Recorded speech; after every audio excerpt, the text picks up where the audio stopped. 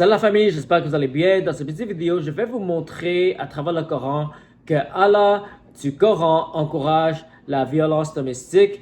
Et je vais aussi vous montrer que Mohammed lui-même a frappé sa femme parce que ça a été documenté dans des hadiths, c'est-à-dire des sources qui sont acceptées par la majorité des musulmans, qui sont considérées authentiques. Alors, on va commencer par le Coran. Dans Surah chapitre 4, verset 34, c'est écrit: les hommes sont les protecteurs et les responsables des femmes en raison de ce que Allah a attribué à certains d'entre eux en termes de mérite sur les autres et en raison de ce qu'ils dépensent de leurs biens. Ainsi, les femmes vertueuses sont obéissantes et elles gardent en l'absence de leur mari avec la protection d'Allah. Quant à celles dont vous craignez la désobéissance, exhortez-les, éloignez-vous d'elles dans les lits et frappez-les. Mais si elles reviennent à la réconciliation, ne cherchez plus de voie contre elles, car Allah est certes élevé et grand. Alors, ce verset, encore, on peut le trouver dans chapitre 4, verset 34, sourate. Et ça nous dit comment on doit traiter nos femmes. Okay? Alors, ça nous dit que les hommes sont les protecteurs des femmes parce que les hommes, ils prennent soin d'eux financièrement et les femmes, ils doivent garder et protéger les choses de son mari pendant que son mari est absent. Mais après, Allah donne des instructions pour les personnes qui craignent la désobéissance de leurs femmes. Et voilà les instructions. Exhortez-les, éloignez-vous d'elles dans les lits et frappez-les. Alors voici les 3 disciplines qu'on doit donner à des femmes désobéissantes. On les exhorte, on abstient de les relations sexuelles et on doit les frapper. C'est comme ça qu'on doit discipliner les femmes dans le Coran. Maintenant, je vais vous montrer aussi que Mohammed lui-même, il a pratiqué cette forme de discipline et ça a été documenté dans le Sahih Muslim. Alors ça, c'est un Sahih, c'est un hadith qui est accepté par la grande majorité des musulmans. C'est considéré un des 2 hadiths le plus authentiques. Et on peut le lire dans Sahih Muslim, livre 4, hadith 974. Alors c'est un peu long.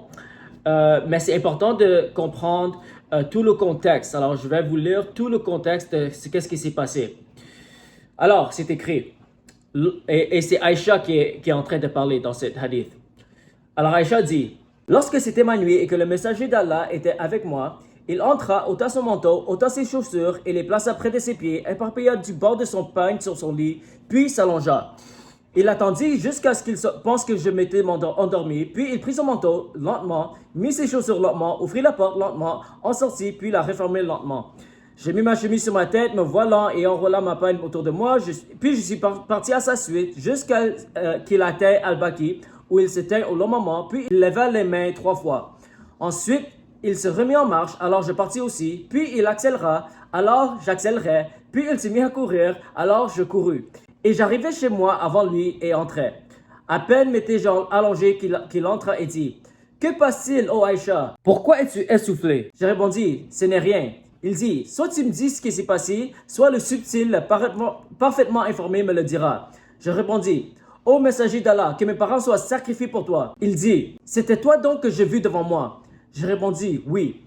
Il me donnait un coup douloureux sur la poitrine. Alors dans ce passage, on voit que Mohammed a frappé Aïcha dans sa poitrine juste parce que Aïcha est partie le suivre pendant que Mohammed est allé prier. Alors pour paraphraser ou résumer le passage, il y a une soirée que Mohammed rentre chez lui, il s'allonge sur le lit à côté d'Aïcha. Aïcha fait semblant qu'elle dort et dès que Mohammed pense qu'elle dort, Mohammed se lève pour aller prier. Mais à cause du fait que Mohammed avait plusieurs femmes, Aïcha avait des doutes et elle pensait que Mohammed allait chez une autre femme. Alors Aïcha le suit et elle voit que Mohammed est juste en train de prier. Et dès qu'elle voit que Mohammed commence à rentrer chez lui, Aïcha commence à fuir et Mohammed commence à courir après elle sans savoir si c'est vraiment elle. Dès que Mohammed rentre chez lui, elle voit Aïcha allongée sur le lit, mais elle était essoufflée à cause du fait qu'elle a couru pour fuir Mohammed.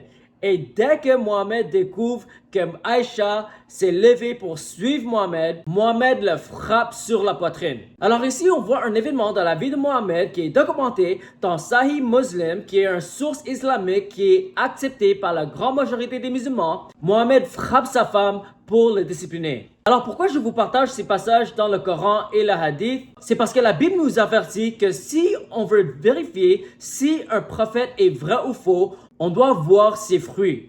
Jésus a dit, il y aura plusieurs faux prophètes qui vont venir parmi vous et vous leur connaîtrez par leurs fruits. Alors, c'est quoi les fruits de l'esprit? C'est quoi les bons fruits? Le bon fruit, c'est l'amour, la paix, la joie, la gentillesse, la maîtrise de soi. Et c'est quoi les mauvais fruits? C'est la haine, la violence, la colère, toutes les choses qui vont contre la parole de Dieu. Alors, si on examine la vie de Mohammed et le Coran, on peut voir que ça porte du mauvais fruit et on peut venir à la conclusion que Mohammed est un faux prophète et l'islam est une fausse religion. Alors, si tu es en recherche de la vérité, j'aimerais t'encourager de donner ta vie à Jésus qui a porté du bon fruit toute sa vie. Il n'a jamais commis la violence, il n'a jamais frappé qui que ce soit. Il était quelqu'un qui marchait dans l'amour et marchait dans les fruits de l'esprit. Pourquoi? Parce que Jésus était Dieu dans la chair. Alors c'était la seule personne qui pouvait vivre sans péché. Et il a été qualifié pour devenir le sacrifice parfait quand Jésus est mort à la croix pour nos péchés. Alors quand Jésus est mort à la croix, il a pris le jugement de Dieu sur lui-même afin que tu peux être pardonné pour tes péchés.